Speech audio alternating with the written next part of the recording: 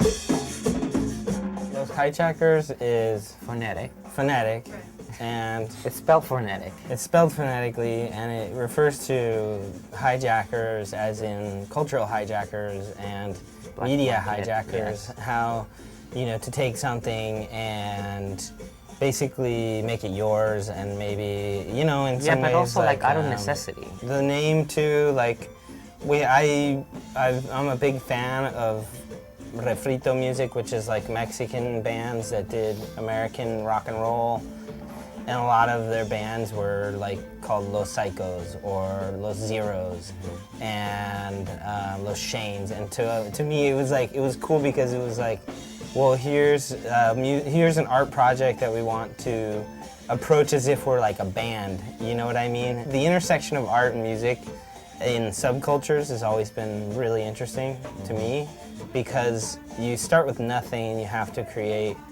your own audience, and you have to push that thing along, and your own imagery and everything. And so that kind of like it seemed natural to be like, hey, let's name this collaboration like a band.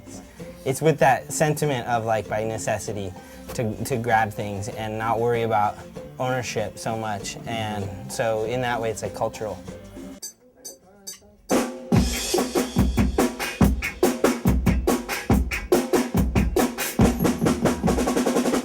I got a frantic call from Eamon, and Eamon's like, "Hey, check this out." I don't know if you were there. I found them. I was riding my bike downtown. Downtown at Pasito Olivera, down towards my studio, and I heard the music and it sounded amazing because it was kind of reggaeton, but then they would switch it really quick into cumbia and then into some rock song. And it was kind of echoing off of the buildings, and I kind of found my way over to where it was, and it was the LA Boyz, and it was all these kids, and they had all these groupies, these girls, these like elementary school girls around them. So I was like, wow, these guys are amazing. And I was just like, if there's any way we could ever do it, I want to work with these guys to do something. And then when Phantom Sightings came up, Julio said, hey, how about if we bring in this idea of having them involved in it? And then that's when I had mentioned doing Migrant Dubs, which then we kind of melded it with what you had done earlier with Perez Prado, your project. And the recordings, from the Dilo record that we worked on together. Based on Perez Prado, who invented mambo music, and so it was a natural progression to work on this project. Yeah, we kind of took the same structure from that project. Right. The idea of the sound room, but we updated it to fit, the idea of a migrant studio for people who are migrant. The LA Boyz are American kids, but their parents are from Mexico. So that kind of fit into the kind of psychology of it. Right, and also that they're a boy band. Yeah.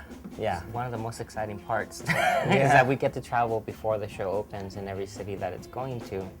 And so the idea that we had is that, again, this migrant studio, we're the studio, and we travel and we find these sort of underground or, under the peripheral kind of Latino bands, but, playing in a huge different types of genres, from, LA Boyz to punk to electronic maybe, to cumbia band, I don't know. We don't know what we're finding. So one of the main things from this project is that we choose a series of songs, and so we present these series of songs to the people we would collaborate with.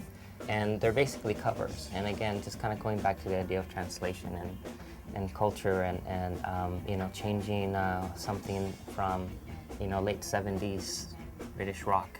Into like Smog or David Bowie from 1974.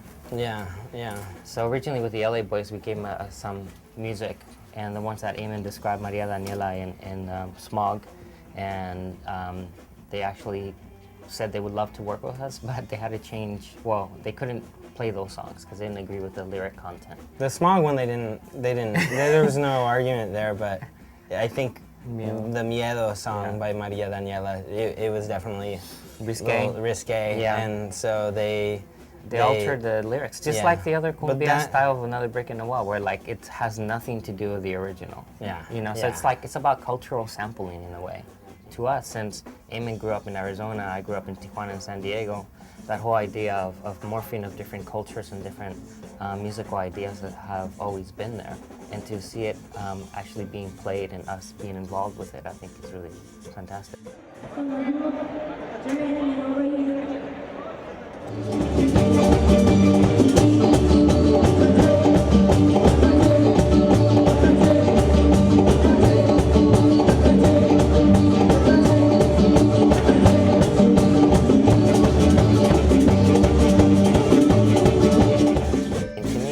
Self-identified, you know, and so there's different ways in which people kind of play around with that idea.